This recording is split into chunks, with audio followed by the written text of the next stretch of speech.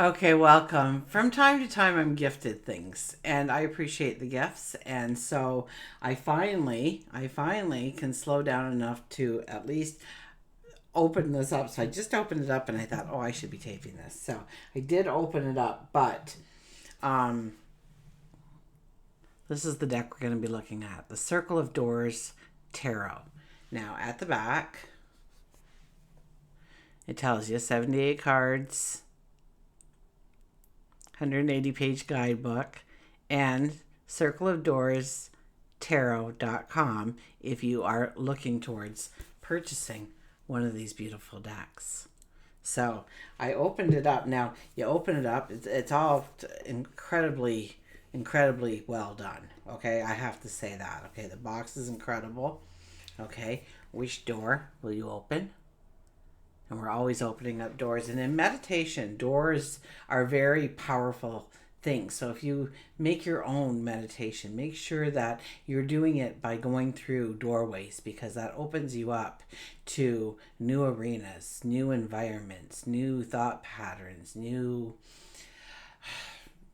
Trust me, you want to use doors when you are doing any kind of meditation. So the box is very beautiful, and the cards are like really like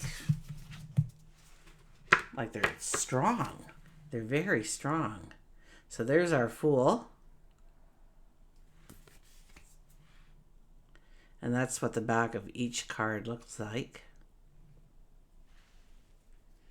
So we'll just look at some of these. We have the Magician, the High Priestess, the Goddess. Okay, and that would be our third. So this would be comparable to the Empress, and this, of course, to the Emperor with the Matriarch. We then have the Witch and the Lovers. The Witch would be the Hierophant, by the way. Chariot, Justice, the Hermit. It's very black and white, yes, but it's got that beautiful gold that gives it a magical touch. Wheel of Fortune, the Strength card. So far, I'm loving all the images that I'm seeing. The Hanged One, so the Hanged Man, the Hanged One. The Death card. Temperance.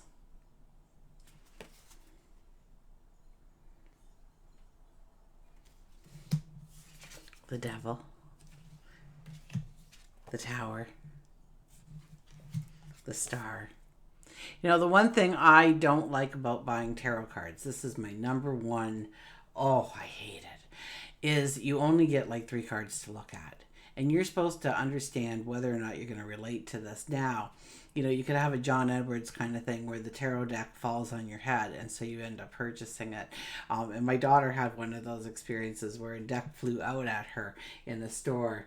But most times we only have, if we're lucky, 2 or 3 pictures to look at. So I think by doing this for you, you get a very good feel. You know, just make a little, you know, the 78 so they're little and we can kind of blow it up and see what the cards look like.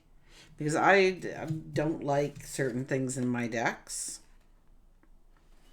The 20. So, how is it even pronounced? Aeon. Aeon? Eon? But that's our Judgment card. And then we have the Universe, which was the World card in most decks, okay? So then we have... Now, this is kind of neat, too, because now the Ace of Cups, it's got ecstasy on the bottom of it. And the Two of Cups is about our connection, okay? Normally, we would see that as relationships starting to form, beginnings. The Three of Cups is the coven, okay? Usually that's a card of celebration. So each one of them, I'm just going to kind of fast forward here, right? 9 of Cups is there. Let's see some royalty, shall we? What does the royalty look like? Oh, I like the 10 of Cups, the peace. Okay, that's usually the happily ever after. But we have the Maiden, the Mother, the Magna, and the Crone. So, which would be normally, right, our Page,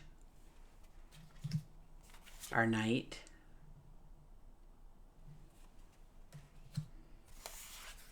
our Queen,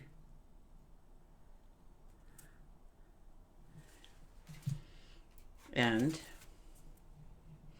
our King. So, and they've put a little bit of their energy into some of these cards. It's not how I would normally read the cards, but with that, it kind of gives me an extra layer. Okay.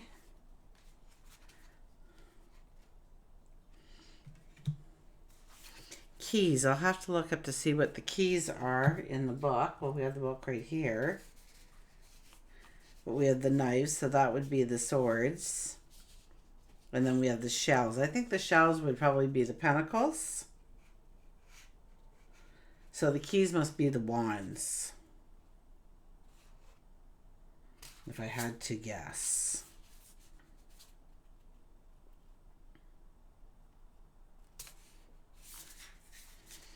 So let's just look at the, oh, the book is even gorgeous. It's got the shiny paper. It's not that cheap stuff at all. Okay, lots of information in there. Lots of information about the cups, who they are. So let's just put this deck back together as best as I could.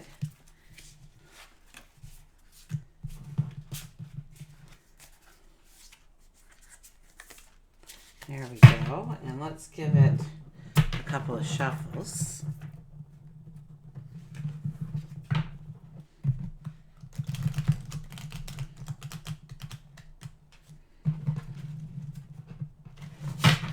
And then I'll pick out 3 cards here.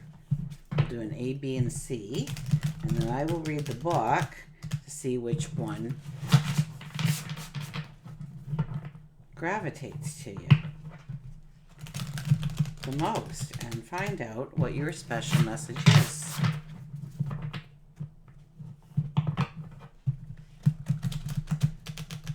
Oh, this is exciting. Or at least I think this is exciting. I rarely have a new deck.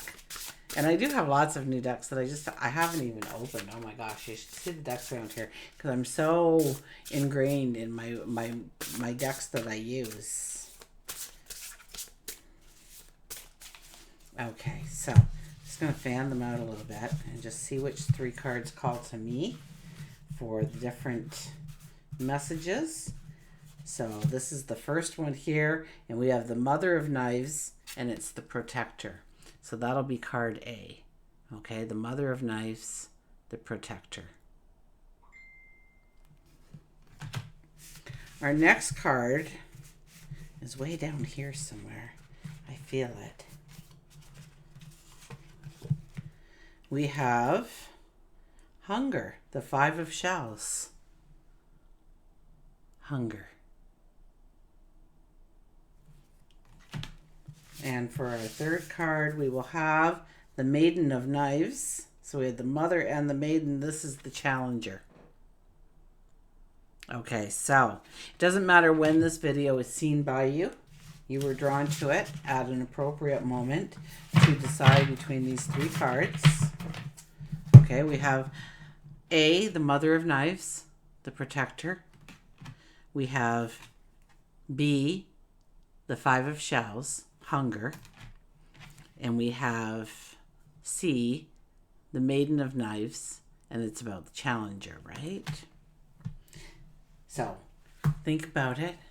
Meditate. I hope you paused while I was holding some of those cards up so you could really see if it was talking to you. And we will start with the Mother of Knives, which would be, well, there's a really big part. Oh, okay, that's the, we didn't get any of those. Okay, so we'll go to the Knives, and we will go to the Mother of Knives.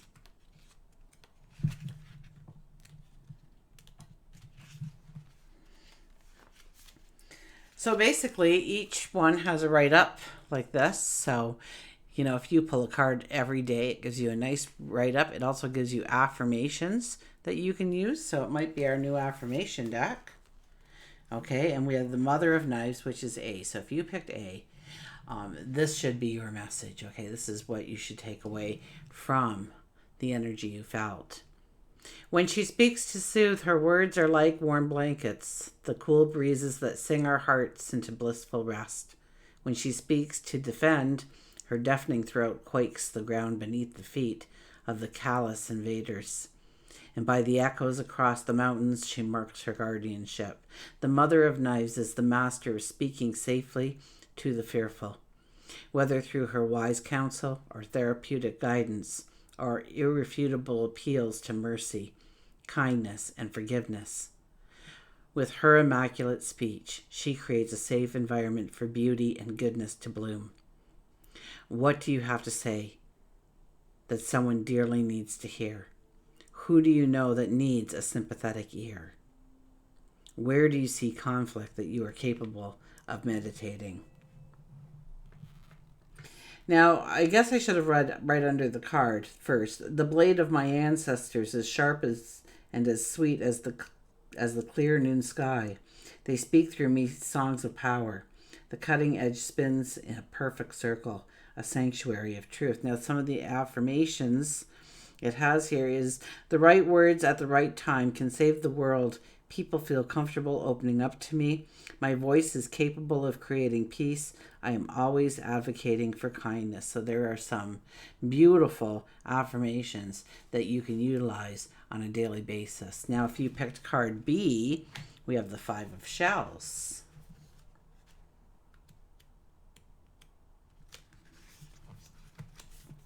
Okay, once again, you get a beautiful write-up.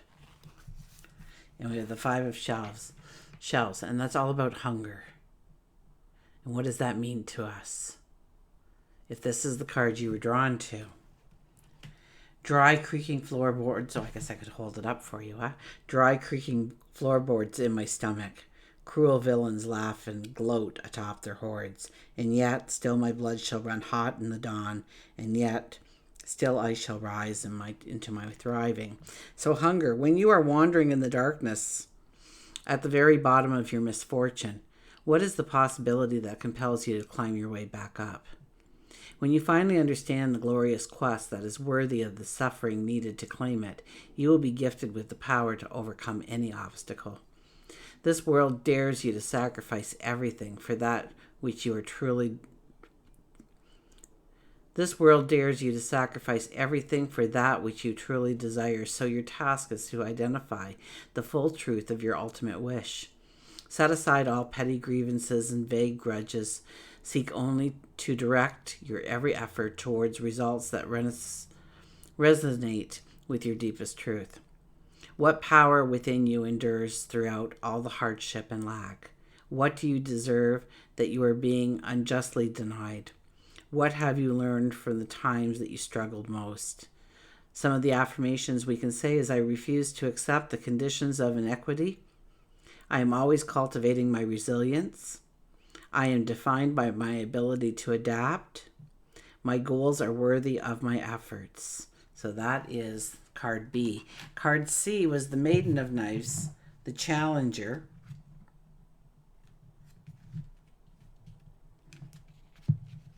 I can't believe the beauty of this. We want the Maiden. There's the Magna. There's the Maiden. I'll hold that one up if that one called out to you. She is the gladiator of the arena of speech, defending the most vulnerable and forgotten by taking up the causes of the consciousness. Wherever there are any who wallow in ignorance or hatred, she shall arrive in the power of her word to dispel the fog of forgetfulness. The Maiden of Knives will absorb knowledge from every source, but she suffers no fools and will not be silenced by any antiquated, oh my gosh, you know what I was trying to say there, politeness or priority. She ignores the rules for the sake of truth, and her mission is to champion the wisdom that is proven to heal the strife and confusion in the hearts and minds of people. What situations are so unacceptable that you must speak out? How disciplined are you in the sharpening of your blade by engaging in study and discourse? What are you willing to sacrifice for the sake of healing the world with your words? I advocate for all, these are the affirmations. I advocate for all who are oppressed by fear. My heart and my mind are strong allies. I am always seeking more clarity. The truth always wins. The truth always wins. So that's A, B, and C. If you are interested in finding this deck, what did I do with the box? Once again, I'll hold it up for you there. I thank them very much. I think I will be utilizing these in the near future. How can I not? It's a beautiful deck. Anything negative to say on the deck? I rarely have anything negative. Even the fact that when I first opened it up, I went, oh, it's black and whites and grays. And me, I like all the color. I like all the color.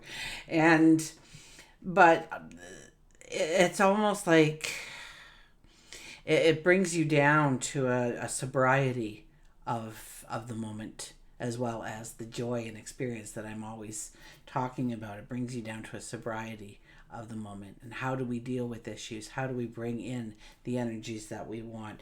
I think it's a beautifully laid out deck. It looks very rich. It looks very beautiful. The cards are of a beautiful stock. These will last forever and a day. And the book is done very magnificently, giving us all kinds of things to look at, things to read, getting to know the cards better in kind of a new light, because I was looking at how I interpret the cards with all of these, and my take is a bit different than what they have here, but I love the depth that it goes into. So anyways, thank you very, very, very much. Okay. For thinking about me and sending this my way, and I hope to utilize it quite often in the future. Beautiful work, outstanding work. And it has a beautiful spiritual energy to it that I'm just in love with. So I hope everybody watching this enjoyed it too. Let me know your thoughts on the deck. And until we meet again, remember, I do love you.